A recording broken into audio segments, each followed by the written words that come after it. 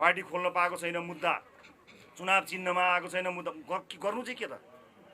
अब मन्त्री क्वार्टर खाली गरेन भनेर लेख्नु। अब अमित ढकालजीलाई फोन गर्नु त म सामान मैले उहाँले सामान चोरेर लग्यो भनेर लेख्नुहुन्छ भनेर म सामान चाहिँ नलिएर आफू निस्केको। त्यही दिन छिरेको पनि छैन, म त्यो एरिया पनि गएको छैन।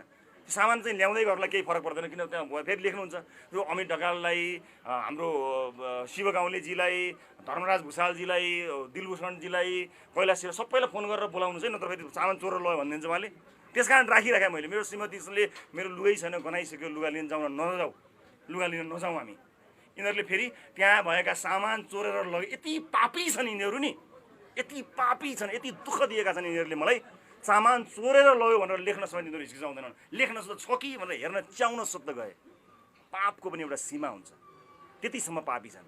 केही भयो मैले जान जस्तो आएको त्यस्तै लिएर जाने, केही चिन्ता गर्नु पर्दैन। अनि कुनै दिन अब यो कुरा चलिरहेको छ, यसलाई कन्फर्म गरेपछि निस्केर जाउँला। हाम्रो मन्त्री कोही आउने सम्भावना भयो भने उहाँ त्यहीँ बस्नुहुन्छ, केही गर्नु परेन।